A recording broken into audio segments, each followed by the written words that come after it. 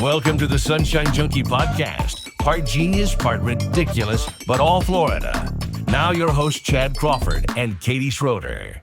Here we go. Another podcast. Casting pods. Casting pods. Let's go ahead and start this one out with something a little different. Oh, boy. Well, I want to show you something. Okay. I got something. Show and tell. I'm pretty excited about it. Ooh, what do you got? Just came in the mail today. Now, this doesn't look exciting, but I'm very excited about it. It's a toothbrush. It is a toothbrush, but it's a special toothbrush. Is it magical? Because, feel that. Oh, wow. Feel those bristles? I sure do. That is what you call extra firm. Have you used it already? No, that one's not been used. Okay. These are hard to find. They're you don't just hard, find these in the right. store. Go to the store and try to find an extra firm toothbrush. I dare you. You won't find it. You'll find soft, softer, softy, maybe a medium if you're lucky. You won't find firm, and you definitely won't find extra firm. Oh, wow. These are gum bleeders, Yes. and this will clean your teeth like a tire. And that's what you want.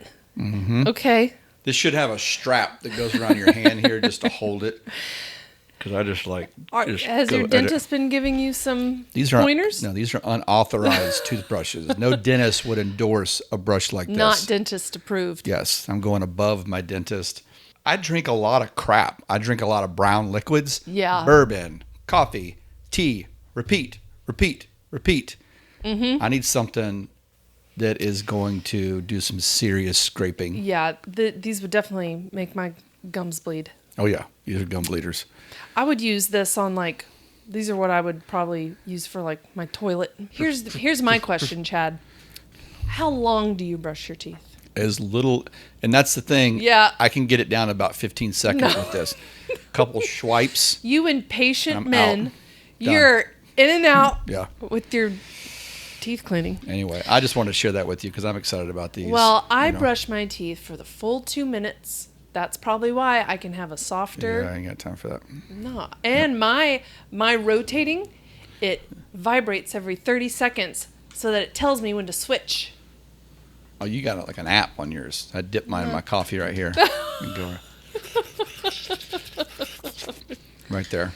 I think that's what you're not supposed to do. But here, now you have an extra firm toothbrush to get that layers of plaque off. I love the fact that I can brush my teeth with this and clean a carburetor with the same brush. Is that on the package? Is that probably not. what it should say? Probably not. Anyway, I wanted to share with you too that Yes. I'm back in the lake swimming, which is pretty excited about that. You and the boys are back? Yes. All of them? All of them. So I live on a lake that supposedly doesn't have these in it. I've never seen one. I love swimming in lakes. I do what they call open water swimming, which is just that. You swim in open water, not in a pool. Mm-hmm. Saltwater lakes. And there's something very invigorating about swimming in a lake. Yeah. And I love it. I love the feel of the water on my skin. But, it's sad that a lot of people who live in Florida don't get that experience for a variety of reasons. Sure. It's a little scary. One of them, For alligators. the listener, he's tapping the head of an alligator that we have. Yes. I think we can get the wide shot there. Yeah. That's right. Watch that. I mean, yeah. When you look at a pond, a lake, anybody who is in Florida or thinks about it, people are probably, there's probably an alligator in there. As they should probably think. There's fish, there's alligators, there's reptiles. I don't want to tell everybody to go out and swim in lakes because, I feel like that's something that they have to do on their own and make that choice on their own if it's safe. Because, you've assessed the lake. You've lived there a long time. You have deemed it safe? Yeah, I mean, I'm on that lake every day, so if there was an alligator in there, I would know about it. But I just wish more people had that opportunity to swim. Mm-hmm. We also swim at Lucky's Lake, which is a lake in Lake Kane in downtown Orlando, right near Universal Studios. So we swim there. And that's a great opportunity because anybody can go and swim there. Starts at 6:30 in the morning. 50, 60, 70 people show up every morning to swim that lake. And that feels safe. I mean, it with feels that many safe, people. Exactly. There's a lot of people there. And there are alligators in that lake.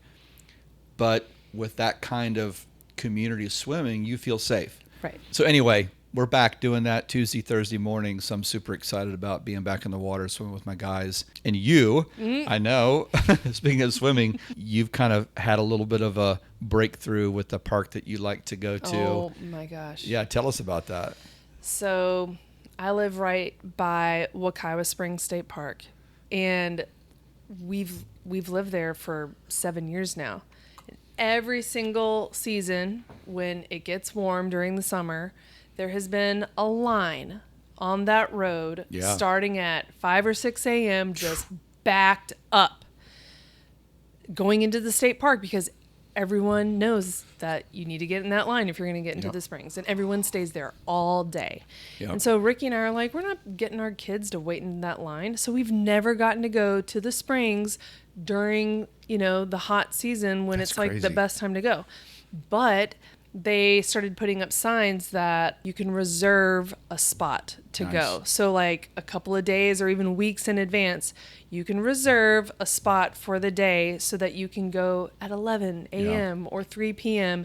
and just go whenever you want and just reserve the day. And it has been so amazing. We take the boys. We've been snorkeling and swimming. And oh my God, it's just been so fun to actually get to enjoy the springs now. Well, and not have the anxiety of, are we going to get in or Yes. what? You got the kids all ready to go, and like, you may not get in this park. Yeah, because there's still the line there even during the middle of the day. Yeah. Like, you just never know. We would get in the car and have one of us just kind of go do a drive-by, and there'd still be a little line out the door. Well, I think this is genius. I applaud state parks for doing this, and I think they're doing this at more congested parks, primarily parks that have a spring in it. I think it's genius, and it allows you to kind of relax and enjoy Florida's original theme park, Florida State Parks. Yes. Cheap entertainment. And I've got my dry bag now, and now I'm hoping that that's our opportunity now to get to kayak more. Yeah. And we can rent the kayaks there at the concession, and we're just so excited. Well, that's great. Enough about us. Enough about us. Let's talk about our guest today, which kind of a big deal. We love her. Why don't you tell us a little bit about our guest? Christina Wilson. She is a wildlife biologist, explorer, filmmaker, TV host, and she's so much fun. She's a good time Charlie, a good hang. She's a hoot. One of the best cussers we know. We kind of got to see her career launch. She started working with us on some specials for the Florida Keys. We really kind of poured a lot of time and effort into her, and saw she had so much potential, so much heart and passion, not only for being on camera, but just Florida in general. Yeah. So I'm excited to kind of sit and talk with her. We're going to cover a wide range of topics as we normally do. I mean, both of us, we've just gotten to know her so well. We both have, a good friendship with her. I mean, she's been my date to a soiree. She stayed on my couch. I just love her. Nice. She's just become such a good friend of Crawford Entertainment and to both you and I. Let's bring her in. Let's welcome TV host and wildlife biologist Christina Wilson to the podcast. Welcome to the podcast. Thank you. Yeah, good to have you in here. Yes. I Yeah. love it here. I feel like home. Well, this is our studio, so this is where the magic happens. You've been here a couple times making magic. If that's what we want to call it, sure. It ends up becoming magic. Yes. But it's it grueling does. hard work. So you edit it so well that it is magical. It is magical. The magic of music, precision editing. Yeah. Well, thank you so Precision much for editing. being here. Now, we already know you a little bit, but we want to know more about you. So we just want to jump in. Where do you want to start, Katie? Well, there's kind of this cool origin story with Christina, with us, because we found her on the internet. There was this cool opportunity that we had with our client, the Florida Keys, and they had this notion that they wanted to do a 1-hour special, but they didn't want you anymore. They wanted somebody else. Yeah, that took some alcohol to get over. That was a tough pill to swallow. They want someone with breasts. Apparently. Yeah, exactly. And you weren't making the cut. I was not making the cut. So, Chad, you came to me and you were like, we we have a 1 hour special that we want to produce with the Keys, the Florida Keys. Yeah. But we need to find a new host. And Katie, you need to cast somebody. Find a female me. And Better, faster. And of course, I went to my favorite casting tool, Instagram. Because what else do you look for or go to use where there's a bunch of people and you can see who they are and what they look like and their ability to like do something on camera. What were your like your hashtags of like what to look up? God, I don't even remember. This was back in like 2020, 2021, I think. I don't even know. And I was just kind of scrolling through Instagram and I kind of just happened along your page. And I was like, who is this person? And I think around then you had about 5,000 followers or something like that. And I was like, who is this woman? And I could tell that you obviously were a biologist and there was some cleverness there. Your posts were thoughtful, funny as all hell. And I showed you to Chad and I was like, I don't know if this person can be a host on a television show, but there's like something there. Well, I really was thinking this is too good to be true because I think up until then you had pitched me a lot of people and they just weren't a right fit. It was, out of work newscasters and it was people who had some TV experience but didn't have the chops, didn't have the credibility that you had. And I think you had a lot of credibility, but you didn't have any TV experience. Right. So that was like something that we had to like kind of take a little bit of a calculated risk on. She has the look, she has the credibility. Can she make television? That's the question. Yeah, well, that was scary as hell for me. And you guys were like, all right, I'm great in person and on the phone, but it was like, okay, the moment you put a camera in front of me, I'm like, and you were like, all right, give us a small video, kind of showcase who you are. Yeah. And I think I must have done like 40 takes. Yeah. And my husband was like, I don't think this is going to work out. I'm like, no, one more. And then I was like, get out of here. I'm just going to do it myself now. And I like put, tripod up and finally did it. Well, it was so clear when me and Katie were watching the videos that like, this was new to you, but you had heart and you had passion. Yeah. And I was like, look, we can do a lot with that. I mean, like we can teach her where to stand. We can teach her where to look. We can teach her the fundamentals of being a host and carrying a scene. But you can't teach heart. You can't teach passion. I knew this was something that was inside of you. And, I think me and Katie feel very fortunate that we got a chance to kind of unlock that or at least play a role in getting you moving in this direction. I was always thinking like, you must have just been freaking out. Like you just booked a 1 hour special. It's going to be on Discovery Channel and you have no TV experience. Mm-hmm. Yeah. Ta-da. Yeah. And people are like, how did you get into that? And I'm like, they found me. Yeah. But I guess... well, you were findable. That's the big thing. You were out there. Well, something's meant to be. But yeah, when you called me and you were like, hey, this is Discover Florida Channel. We're looking for a host. And I was like, what? And I'm like, you want me to do what? Host a show? And I was like... Yeah. I remember what street I was on Little Torch Key. Oh, that's cool. I know exactly where I was when I got the call. And I was like, what? And I remember telling my granddad, and he's like, I always knew. He was like, I had a feeling that you were going to be like a host or something like that on TV. And I'm like, what? Really? Because like, that's crazy. But then I was like, don't put this up. Here's your chance. Here's your chance, don't screw this up. And one thing was you guys asked, hey, you need to learn scuba diving for this. Yeah. And at the time I was like, oh, dude, I am so like, I love doing wild, stupid stuff and dangerous stuff. But I was like, that's so against your human nature is, breathing underwater. And that was probably one of the scariest things for me is like, if I wasn't like, forced to do it to be on the show. Yeah. I don't think I ever would have scuba dived. And now I'm like, I just preach about how incredible scuba diving is, and it's like space ain't got on the ocean. Okay. You go down there and you're one with the fish and it's incredible. But And there's so many things that I got out of filming with you guys. And then besides now having a huge addiction to filming. Yeah, let's talk about that. Like, you say that quite a bit. Like, when you say you're addicted to it, like, what does that mean? I get like a high. So it's like, you know, if people go on a trip somewhere, it's almost like every time we're filming, it's a trip, and you're doing something with people you never thought you'd be doing stuff with, and doing activities that you never thought you would be doing.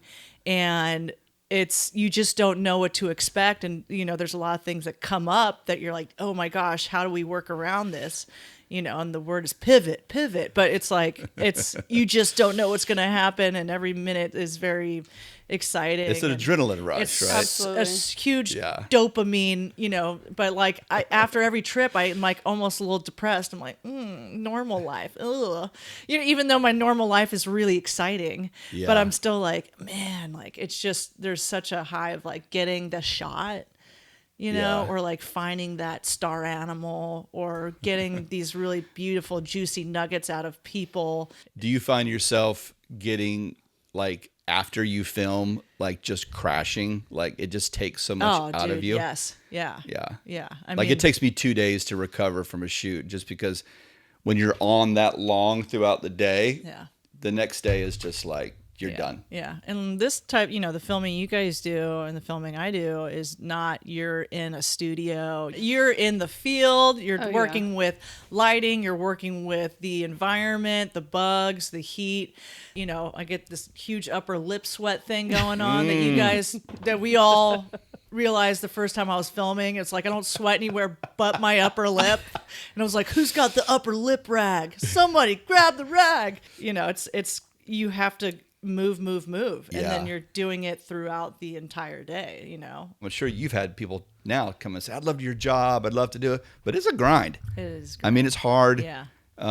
It's hard to do it. It's hard to make a business out of it. It's hard to make a career out of it, but you're doing it. Yeah. So the first special we did, island hopping, where we literally had you hopping from island to island. I think our client at the time really wanted to showcase that this was a string of islands, these pearls laid out in the Gulf, you know. So we had you jumping from island to island, doing Florida Keys stuff. Tough work, yeah.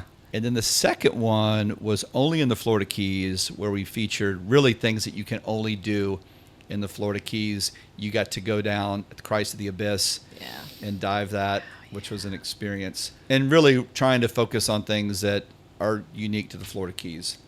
One moment that stands out for me, you had never caught a tarpon, and we had an opportunity to go out with Captain Jeff Malone, Tarpon Time, and he was going to take you tarpon fishing. He did. And you were excited. I was. I mean, you had been in the Keys for a while, but never caught a tarpon. Yeah. It's a real exciting fish to catch. So I was excited you were going to have that opportunity. We didn't know you were going to catch a fish, but I knew that like that would take way too long. And we had 3.5 hours for you to catch a fish. Yeah. We had to go. I think we had you in an ice cream shop in like the next after lunch. So I was like, we got to get this done quick. We went out there, and you hooked a fish right off the bat and fought it for a while, brought it to the edge of the boat. We had an amazing shoot. Yeah. And at some point, because I was on the camera boat, which for those of you who don't know, like you have a hero boat, which is the boat where you were the hero, the host, and the guide. And then we had a couple camera guys on there. I was on the camera boat, so I couldn't quite hear everything that was going on. Yeah. And but I went back and looked at the footage, and you held up that tarpon. You're like, this is a big old f***er. And I was like, oh my gosh, no. And then I was with the editor. I'm like, how can we cut around this? Yeah. Like, how can we bleep it out? I'm like, no, like, because we had to cut a couple camera angles to be able to get that out. But like, you know, I think you really saw my true colors throughout that when whole, I'm fighting a fish. Well, throughout that whole time, you just have this expressive portion of you which comes out in the form of cuss words. Yes. You know, and you know, I blame my parents for that. I remember a couple of times Mikey, the camera guy, he was like, I was like, how'd that shoot go? Because he would go off with you and they would shoot something. He'd come back. He's like, she did good, but man, she freaking cussed a lot, dude. I don't know if you can use any of that. I'm like, what? I'm like, how'd she do at the ice cream store? This tastes fucking good. Christina, it's ice cream. Yeah, no, I mean, like every time that I was fighting the fish, and Jeff was really great with his directions of, you know, when it comes up, lean in. Yeah. Every time I miss, I'm like, motherfucker. But that's where I learned how to really control my cussing. Yeah. You know, it's so hard for me to like twist, and it's like so weird. It's so Dad, burn it. Yeah, gosh darn it! Oh boy! Oh, butter biscuits. You know, but I don't. It's just Yeah. I gotta find something else. You know, my vocabulary is very small. I gotta learn some new words here. So that was so much fun, though. Yeah, that was great. And up until then, I had never worked with a host other than myself, you know? And so to try to teach you, you know, and a lot of it was just the mechanics of being a host, where to stand, questions to ask. I remember one time you were with somebody and you asked them like some question was like, you know, we're all out there sweating and just holding cameras, and you were asking like, okay, so like how much does this boat weigh or something? I could tell your mind, you just didn't know what else to say, and you were like asking these questions about like weight and like measurements and metrics. And remember, the person was like, I don't know, maybe like a couple thousand pounds. I was like, no, like I don't. Viewers don't need to know how much the boat weighs. Like, we need to know other things. That's when I've got nothing else to ask. Exactly. How much does this weigh? I'm just like looking at objects around. I know. Like, this is paper. What's that part of the boat called? But you know, for you and why is it called the poop deck? But to get you to be in that moment, that's the hardest thing as a host, is to be in that moment and not and to block out the cameras and to truly be in that moment and to know what to say next and kind of how to drive it. And you've gotten so much better at that. But at the beginning, it was tough. You know, there's a lot going on around you. I could tell that was intimidating. But the first filming we did, I was definitely bright-eyed, bushy-tail, just excited for the moment. Yeah. And, you know, it did go so well. Yeah. So when it came for the second time, you know, it's not like I'd been doing any filming in between. Yeah. I was way more nervous. I mean, felt like I had to, you know, I've done this before, so now you should know. You were putting a lot of pressure on yourself. I put so much pressure on myself, and I think that's the hard thing to learn when you are filming, and what people don't realize is it's hard to be yourself. Yes. It's really hard, and it's taken me a long time to get to this point where I can feel comfortable and just be myself on camera, because that's what people want the most. That's what they want. And enjoy the most. Yeah, it is. It's because you're kind of, there's a lot going on in your head there. Yeah. And at the same time, you're just trying to like carry a scene. You're trying to find an out. You're trying to get information from this expert, and you're just trying to, you know, make good television. Yeah. You know, and look good at the same time, you know. Well, and there was a whole other aspect of like, our client was the Florida Keys, and we kind of had to change up your whole vibe. Right. You know, you honestly have your aesthetic. You're very, you know, you're our hot Dundee. You're our neutrals. You're our girl out in the wild wearing earth tones. And then you had to buy a whole other wardrobe basically. And you looked quite different. And so you're honestly having to wear, and you looked amazing. You can obviously tell with all the different stuff, but you had to put on a completely different wardrobe, and probably, honestly, maybe even your head felt. Did you feel like a different character almost? Because you wore completely different stuff. I kind of did. I think for us, too, as a company, that's the first time we had gone outside and casted outside of me being the host, and it was a good experience. Yeah. Katie did a great job finding you, and we were just so excited that this wasn't just going to be a one and done for you. Which was great. We were investing in somebody who was going to continue to grow. And I'll never forget, you called me on the phone one time, you're talking about something that was going on. You're like, this is what I want to do the rest of my life. And I was like, holy, like, this is what you're going to do the rest of your life. And you're doing it. You know, since then, you've moved in to this whole other world, which is really much more of who you are, conservation, a little more gritty, a little more really talking about the environment, things that you're passionate about. So a little bit of a springboard, right? I mean, like, here you are, you're doing it. Yeah. And what are you doing right Well, I mean, I definitely learned a lot from you guys, big time. And taking what I learned from you all, which was, you know, it is a grind, you know, you've got 4 days to film. Yeah. and you think, oh, it's only filling an hour special. Well, it takes them 4 or 5 days to get all of that footage. And it's jumping from being in the ocean, getting out, dressing up for a lobster dinner, getting back out, swimming in an aquarium, getting back, and so it's like these and this is all in one day kind of thing. And so that really prepped me for when I met Coyote Peterson, drunk at my buddy's bar in the Florida Keys. That's where business happens, in the Florida Keys, right? So then I'm at my buddy's restaurant. I look over and I see Coyote sitting at his table that we're about to have dinner next to him. Yeah. And I told him, I'm like, dude, you got the king of Sting. Because Coyote Peterson, if anybody doesn't know who he is, thing, man. He's one of the largest wildlife YouTubes on planet Earth, and he showcases misunderstood creatures, dangerous animals, and plants that are feared by most people, and he handles them. But that's where I first found him. I mean, my 10-year-old son came to me, he's like, Yes. Dad, look at this guy. He's like, look, this crazy African ant bite his lip or something. Yes. I'm like, what? Who's this guy? I tell everybody he's way wilder in person. Like, you think he's a God. nut. You think he's a nut on camera. Dude, that dude be wild off camera, too. And Is hilarious. he married? He is not married, no. Yeah. No, but he's Too wild for that. he's hilarious. But, I met him, and then he was like, hey, we were trying to film mosquitoes, but we didn't find any mosquitoes. I'm like, dude, you did it at the wrong time of the year. But I happened to work with mosquitoes, and this is when I worked with mosquito control at the time and got to manage over, almost 18,000 acres, private, state, federal, where I got to just track land and look for freshwater and saltwater habitat that mosquitoes breed in. And I said, look, man, I work for one of the coolest, mosquito controls in the world. And I'm going to get you up in a helicopter. We're going to go hunt mosquitoes, and we'll do an episode. And he was like, okay. I bet he was like, who is this woman Yeah. that Right. just came into my life? Yeah. And so, and he asked me to give him my number and all that, and I did it, but I was drunk, and so I definitely gave him the wrong email.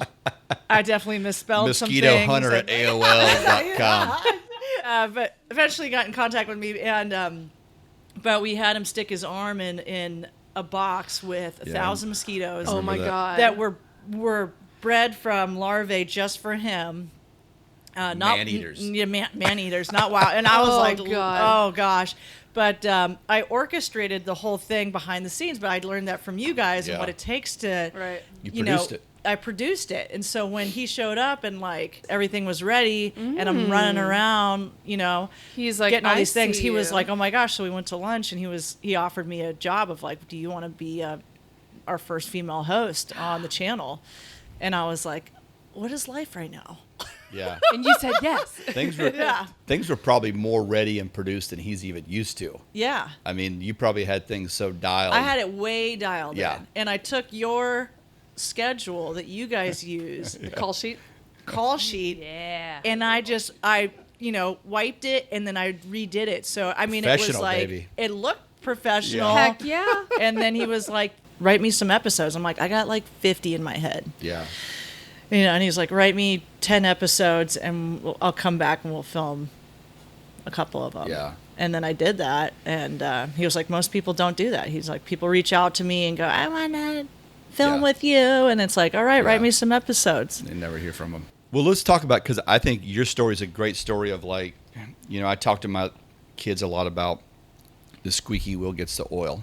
And if you don't go out there and do something, something's not going to happen to you. Like the fact that you were out there on Instagram, Katie found you on Instagram, got you the position with us doing that show. That led to the opportunity with Coyote.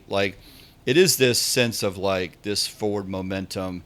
This is what I'm doing. And in the process of that, things happen. Yeah. Well, and that you were willing to do things that you were scared of. You're like, I'm absolutely terrified to scuba, but guess what?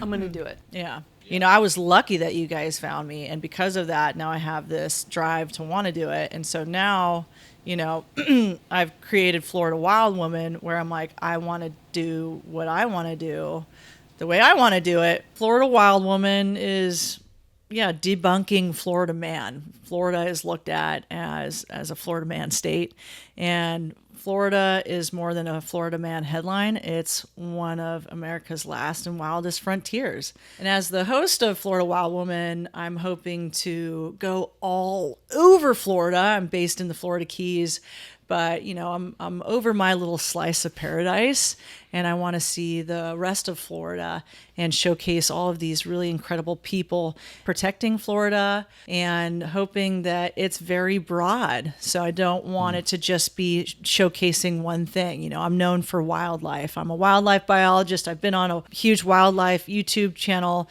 but this YouTube series, I want it to be very broad. So talking about Santeria, cowboys, we've got vampires here in Florida, we've got mythical creatures here like the skunk ape. So I want it to be as broad as it possibly can, with the intention of also talking about preserving and really protecting this incredible place that we call paradise, and make some more wild women. And definitely create more wild women in the process, and get more women and men outdoors, but women getting to see themselves doing these wild and maybe sometimes stupid things or dangerous things. What's wild about the show is that I've got another wild woman with me who goes by the name Florida Ma'am. The take on Florida Man. Well, she's Florida Ma'am, and she's on the show with me. She just brings out, the fun in me and a lot of these things, and the wild in me. Or she also is like the little guardian angel on my shoulder saying, Christina, maybe that's the, Florida Wild Woman, this is your baby. Everything you've done to date has led up to this, right? Yes. Everything you've learned. Yes. You've met so many people along the way. I want it to be like a mix of micro dirty jobs, Anthony Bourdain, obviously wildlife, but a lot of it is just the weird funkiness of Florida, because that's all I've ever really seen growing up is your Steve Irwins, these men doing these wild things. And I really want to show that women are doing the same exact thing. They've been doing it for a long time. And I love the weird. I want to see beautiful women like you being a little weird. Yeah, there's plenty and of not that. just being like, hi, I'm cool on camera. And I'm like, no, be a little weird. Like, show your weird side. Yeah. And like being smart and weird and okay to like be a little nerdy, and like that's what girls need to see, or people need to see. Like 100%. Be okay with 100%. being yourself and being authentic, and then learning stuff, going to cool places, being outside, and being like okay in your own body. I freaking love that. But that's what I love about having Charlotte on some of these episodes is, you don't expect her to go in for like a Burmese python. And it's funny looking back at footage that when I went and grabbed the python, that she was right behind me, grabbed the tail so that it wouldn't go anywhere if I lost it, and I'm like, my girl got my back. Grabbing your tail.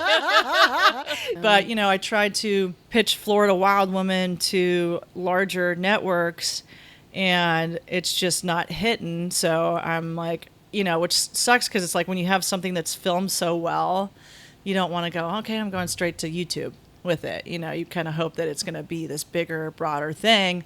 But at the same time, I was also really scared that if you do that, then those folks take over. Yep. Your creative, mindset and everything that you wanted to see it as is probably going to change. That's kind of the nice thing about YouTube, is that like I get to showcase people to the best that I can and the most authentic I can, and make sure that they're comfortable with that too. And it's the largest video format on the freaking planet. Yeah. It's massive. So right now because I just have one editor, and he's also my filmer and director. That sounds about right. That sounds about right. And a good friend, Christian Johnson, he was saying like, let's just wrap up the best of the these segments for filming for a day. Just get the best pieces we can, and it'd be like 8 minutes for right now, or 8 to 15 minutes For each episode? Yeah. Until we have that opportunity to be able to spend more time on it, budget wise and all of that kind of stuff. But, he's got a full-time job too. So everybody's got a full-time job, and then we're doing we're working on the weekends, when we're not working, kind of thing. I couldn't do what I'm doing right now if I didn't have my cameraman and his gear. And it's like he's a believer. Because he is a believer. He's known me before when I was just mosquito control. Yeah. And him and his dad were like, "We believe in you." Yeah. And it's like, I must have done something good at some point in time, because I could never do what I'm doing right now if I didn't have them. And they live in the Keys with me, so that's Well, that's so important. We just had Ben Metzger on the podcast here not too long ago, and he was one of those early believers in what we were doing. He's like, dude, I don't know what this is, but like, I believe in you. Yeah. I'm gonna hitch my wagon to you. Let's freaking go. Yeah. And so you've got that person for you who believes you, who's giving you probably one hell of a deal. Oh, big time. And allowing you to make this happen. Well, let's talk a little bit about, you are a wildlife biologist and you have a lot of knowledge about Florida. Let's talk a little bit about that, because I think for you and what you're wanting to do with Florida Wild Woman here is to shine a light on some of the issues our Florida, our state faces. Well, I want folks to not look at Florida as like Florida man. It's just a whole bunch of hillbillies and that, which there are plenty of them out here, which is great. And I love the Florida man vibes. But, Florida's like this huge biodiversity. And you go, I can't believe that there's prairies out here. I can't believe that there's so many different biodiversities here in Florida that, like, you travel to different parts of the state and you're like, holy hell, I never knew this was here. This is so incredible and so gorgeous. As a wildlife biologist, I can see, what's real and what's not real when it comes to, are people legitimate with what they're doing, whether that's conservation or wildlife rescue. Florida is also huge with the exotics trade. There's a lot of things coming in, a lot of things coming out of Florida. Yeah. So the exotic animals, the exotic plants, there's, all these different types of things that I can see, as a wildlife biologist who manages land. So it's easy for me to see that kind of stuff, but I'm still learning so much as I'm filming with people that I want to learn more about. But yes, it's a scary point right now for Florida, because you can pretty much almost build anywhere. And even though you think a place is safe and a wetland, I mean, when Flagler got down here, it was a wetland marsh, and he was like, all right, just tame let's send these boys out there and build a railroad and roads and all of that. And even if it's a swamp. So that's still today. And you're seeing them just putting rows and rows of condos right next to the Everglades right now, towards the entrance to the Florida Keys. So that's really scary, because that was all agricultural land. Yeah. And it's sad to see it being sold off. And as a wildlife biologist, I have the opportunity to buy land through, these different types of organizations to preserve land. So that's always a really special part of my job, is that we get to acquire land and preserve it or restore it. But everybody thinks that there's just, and before I got my job, I'm like, oh, there's probably like this army of people out there that are saving land, and then I got my job and I'm like, I'm those people. And it's like, there's a very small group of people who don't have a lot of tools to help them. And, they're like one person that manages this much area. So, like, acquiring land is one part of their job when they've got to manage this land at the same time. So it's kind of scary as a wildlife biologist to see, like, oh man, I thought that there was so much more being done behind the scenes. And it's just not, because there's just not enough money being put into it, and definitely not enough manpower. And we're seeing people leaving this field. Well, I think that's what scared everybody when it comes to like what happened with the state parks. Yeah. And they're like, hey, by the way, we just kind of want to put in all of these paved pickleball courts and golf courses to the state parks, and everyone was like, no. And it's like, why are people coming to Florida? People are coming to Florida because of the wildness, and when you take and the waters, and when you take away that green space, you're taking away that blue space. So everything's connected. So it's like, just you guys want to fish. These big, beautiful charter boats, and then all of a sudden now you want to play golf. Well, it's like, you love to fish our waters. Like, we need these green spaces to help these blue spaces, 100%, especially down the Keys where, a lot of the islands are, nurseries for these fish that you want to go, sport fish or eat. It's scary to see. I wish I was in the Keys in like the 70s. Oh gosh, heyday. Cocaine and weed, and just free for all. Yeah. Or in just Florida in general around that time. I'm sure that's why she was down there. Gosh, people will always ask me. There's none of that down there now. Yeah, Chad. definitely none of that down there now. People always ask me, have you found a bale of cocaine or weed? And I'm like, I haven't, man. Like there was like a couple that found like a backpack with 80 grand. They were like kayaking. I'm like, I kayak all the time. Why am I not finding 80 grand in a backpack? Dang it. But they're like, what would you do if you found a bale of coke or a bale of hay or bale of hay? Good old bale of hay. Bale of hay, meaning marijuana. But I'm like, I'd send somebody the coordinates. But it's like, those things are so tracked now.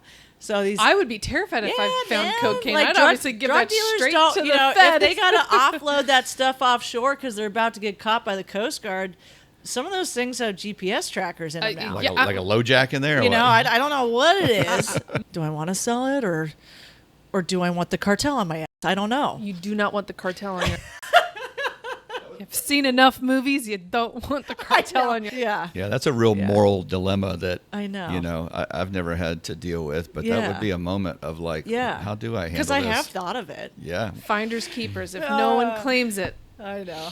So let's talk about tourism. Your work primarily, you live in the Florida Keys. Let's back up and make that statement. For the last 10 years. Everybody be jealous of that. I know. That you Y'all live in the be Florida jealous. Keys. Y'all be real jealous. You have a beautiful little bungalow there. You're in Big Pine, Lower Keys? I'm in Big Pine. I'm a piner. That's a great spot in the Keys. I mean, let's be honest. I mean, it's least developed, right? Right. It's the natural key is what they call it. Yeah, the Key Deer Refuge is there. There's the only, pine forest that still exists in the Keys there.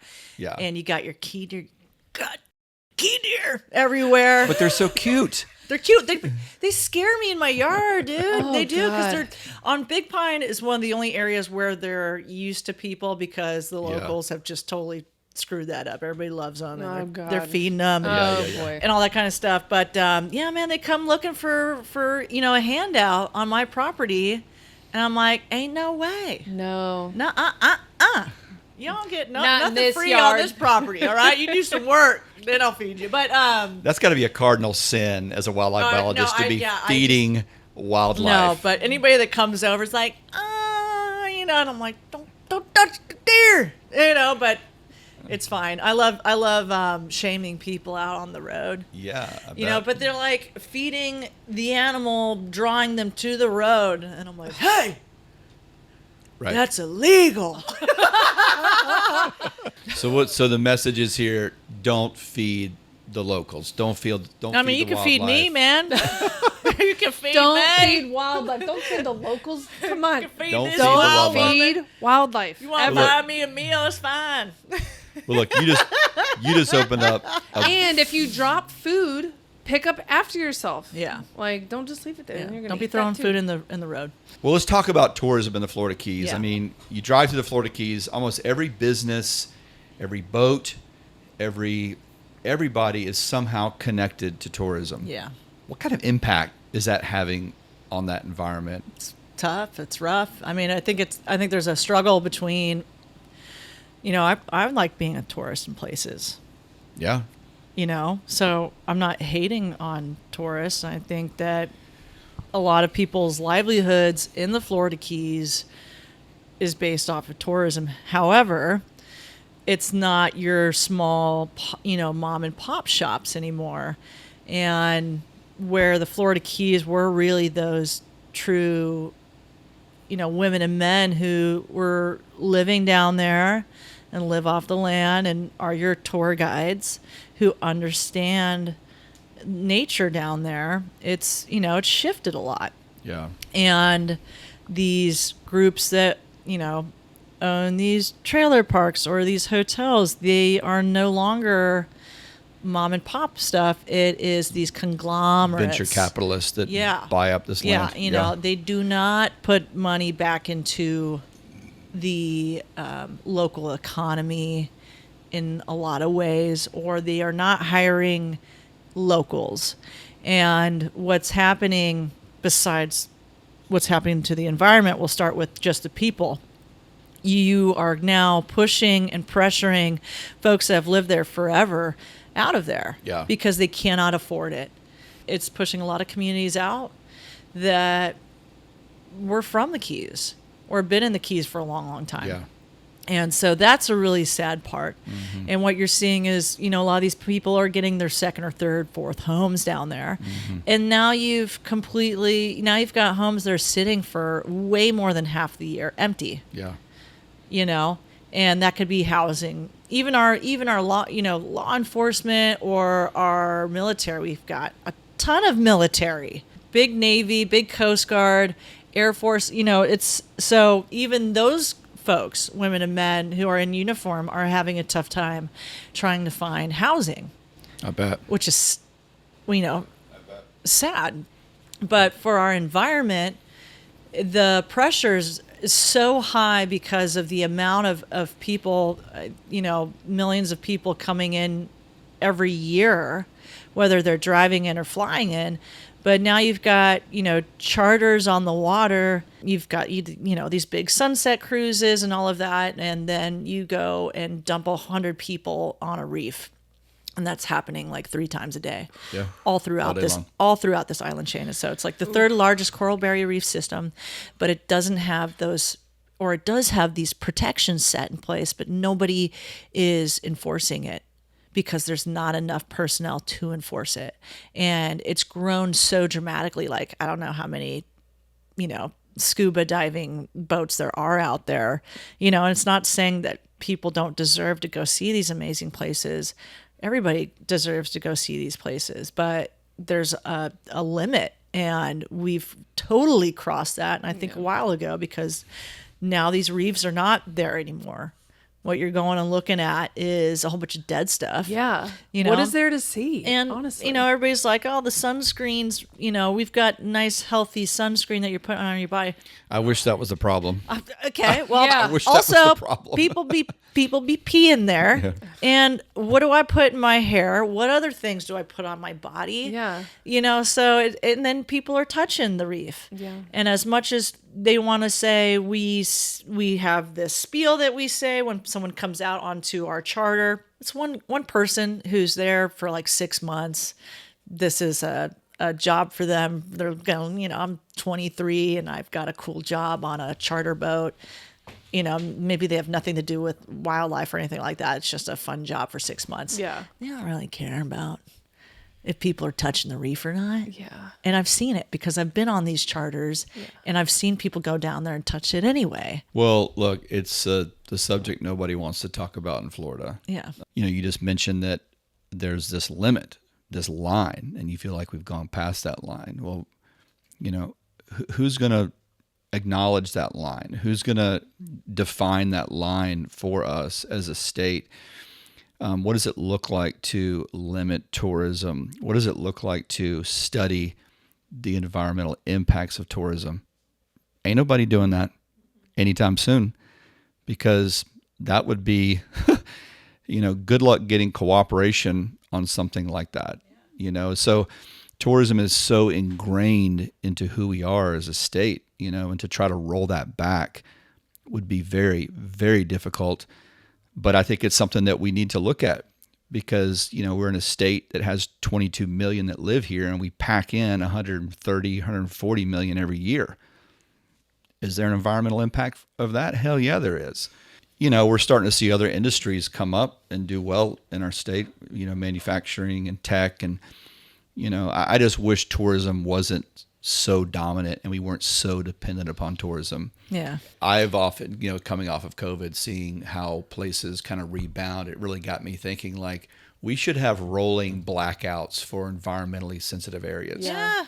Where we just have a time where you're not allowed, no one's allowed in this space, like section things off that are environmentally sensitive. These places that you're talking about where these birds need this space. Okay. Nobody's allowed in this area for the next 2 months. So this place can rest and recharge, recover from us. But it is that in the Keys, you have that constant every single day, that reef, everything is boats coming and going, that there's never a break. There's never a moment where it's like we're not piling tourists on this reef or whatever. That happens all the time from like hurricanes. I mean, like things are closed off because of like a hurricane. So people's mentality just need to be like, oh, okay. If I can do this, for a state park or something like that, like let's let it recoup from like a hurricane. Okay, I think I can just do it to obviously just let the environment or something like that just kind of recharge, recover from us. Yeah, I wish. I need a break. Like I got 4 kids. Like I need a break. I need my kids away from me so I can recharge. Can we do that? Are we allowed to do that? Yeah. Oh yeah. Yeah. I'll tell my husband. I already got to do that. I don't know yet. I don't know what that is yet. But if there's one thing that you could do, if you had the power to do anything, like what do you feel like would have the most impact for Florida if you could change one thing? If I could change one thing, it would be I would become a billionaire. Done. That's it? And I would buy up all the land so no one could develop on it. But so land conservation. Land conservation. Buying land, saving it forever. Yeah. Would be my thing. Buy it before developers can buy it. Buy it before developers can buy it. Yeah. Well, since we did the specials with you, you've gone on to work with Gordon Ramsay. You met him somewhere. How did that come about? Tell us that story. Yeah, so he was filming at one of my wildlife locations. Okay. But when he first came up, he pulled up in I think some type of black Escalade or something like that.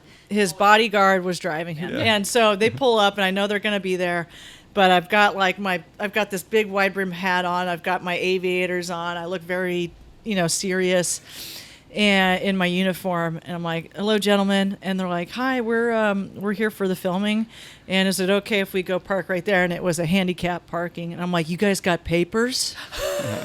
And they both looked up and were like, "Oh, shit." And I'm like, "I'm just f***ing with you. Come on in. Welcome to the Florida Keys." Welcome. And they started laughing. They pull up, and they had hired a whole bunch of local people to help film the behind the scenes, and so I was talking with all of them. This is for his new show, Uncharted, I think. Yeah. And he was doing fish and grits, I think, that day with a gal. Okay. And we're, in betweens and stuff like that. And his head chef is Christina Wilson. My name's Christina Wilson. Oh, wow. God. So I know. I was like, all right, make your move, Christina. Make sure he remembers your name. Yeah.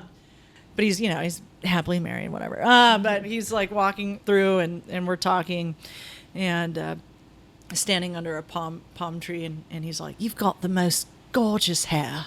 And I was like, yes.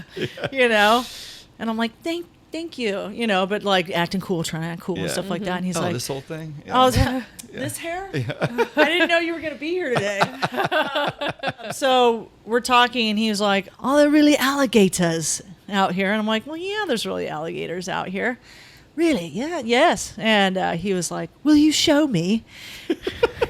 And I was like, "You want me to take you in the woods and show you some alligators?" He's like, "Very much so." I was like, "Yes." And we go to a spot that's just down the street. I could see his manager being like, "Time," or else I would have taken a way cooler spot for alligators. We ain't got time. But I'm like, we ain't got time for that. So we're gonna go down the street, and I'm opening up a gate, and he like jumps out of the Escalade. He's like, "No, you don't have to do that. I could have done that. I'm like, God, this guy's the nicest person and gentleman. You know, he plays this, you know, very, Gosh. madman on television, but he was just such a gentleman. And I'm like, no, man, I got the gate. And so we go through this wildlife area, and it's very tight vegetation, you know, and Gordon's a huge guy. And then so is this bodyguard. And I'm like, all right, got to find this trail. Because I'm like, where is this trail? And because everything just looks... you've led him. You better deliver. I'm like, deliver, Christina, you know. But I'm like, I know that there's an alligator hole over here, but it's not going to look like your regular, you know, you're thinking you go to Florida, there's going to be this big open space and this big hole. Well, it's like this tight trail. Gnarly. And then it's like this little teeny hole in the middle of the woods. So I think that, you know, he was a sport. And so here's Gordon Ramsay behind me, and then hot bodyguard. I'm like, what is my life right now? God, that guy's so hot. But so he was so muscly. Sorry. Easy now. Easy I know over the guy. there. You all right? The muscles. Hey, you gotta appreciate it when it's right there in front I of mean, you. geez. I mean, well done him. Good Lord. But the thing is like this trail has got something called poisonwood on it. You know? Gosh. It's like, That doesn't sound good. I did not have, you know, the nerve to tell him, hey, Gordon, you might have some severe poison wood all over your body. But I was like, you can't tell him that, because he's not going to go down this trail with you, you know? But it was only like I thought about it while I was on the trail. And I'm like, oh my God, there's a lot of poison wood on this trail, you know? But, you know, he just wants to get outdoors. So we're getting close to the gator hole. And we finally get there. And I start like stomping to see if it, you know, the gator will move in the hole. And I'm like, get Gordon, come over here. And he's like, no, I'm good right here. He thought you were going to take him to like Gatorland. It was just going to be like a hole. I could tell that he was like nervous, because he was like, this is a really tight space. You need a bigger hole. And he was like, you know, it's a small hole. We're way too close to this alligator. So, but we got out of there, and he was just like so thankful for me to show him just, you know, nature. But I was like, this is the worst place that I could have showed you. I like would have, there's so many more gorgeous places I would have wanted to show him. But, you know, he was, again, jumped out and go back to the gate, drive back to the gate, get out. And he's like, no, I've got that. It's just more like, of an Australian. I know, I'm really bad with that. What is he, British, English? I don't know. It's really bad. But, yeah, very, very nice. He's like, just thank you so much for doing that. And Isn't that funny how I feel like people who play an asshole on TV are nice, and people who are nice on TV play such a gentleman, such a gentleman. Or he's just like, I have to compensate for all of that being an asshole on television for decades. Well, you've had so many experiences since we got to work with you initially. I mean, you know, a lot of doors have opened for you, and we're super excited about the future. Well, before we go, and you mentioned your hair, so I would. Can you give the viewing public what they want? Can you take your hat off? Can you do a hair snap for us or something? It would be so great though if I took this off and I was bald. Or if you took it off and your hair came off with yes, it. wouldn't that be crazy? I just took this off, but like this is just like a. So let's go into slow motion mode here. If we can take the camera to slow motion mode here, and just give us your best hair whip, hair snap here. Let me do let me actually do. Yeah, we'll cue the rock music.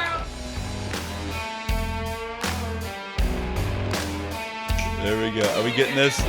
Do it where it covers your face. Do it. Snap forward. Snap forward. There we go. Well, it's beautiful hair. It's working for you. It's worked for you for a long time. Yeah. You know. I mean, that's what you want in a host is good hair. Good hair, man. Good hair. Just exactly. Saying. Gotta have good hair. But it's also a pain in the filming outdoors. It's worth it though, right? Yeah. It pays off in the end. It pays off. Well, thank you for all you do for Florida. I think Florida is a better place for it. And I know your new show, Florida Wild Woman, it's incredible. I'm so proud of you and all your hard work.